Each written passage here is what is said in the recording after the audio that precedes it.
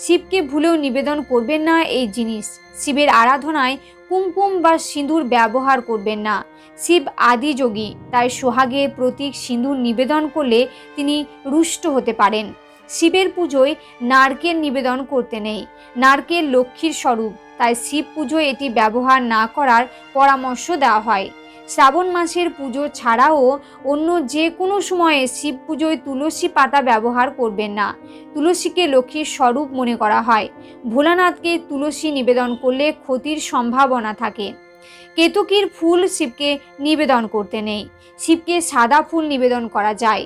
শঙ্খচূড় নামক অসুর বধ করেছিলেন মহাদেব। শঙ্খকে সেই অসুরের প্রতীক মনে করা হয়, তাই শিবের পুজোয় শঙ্খের ব্যবহার নিষিদ্ধ। এমনকি শিবকে শঙ্খের মাধ্যমে জল নিবেদন করাও উচিত নয়। শিবকে অক্ষত এবং গোটা চাল নিবেদন করার প্রথা রয়েছে। ভাঙা চাল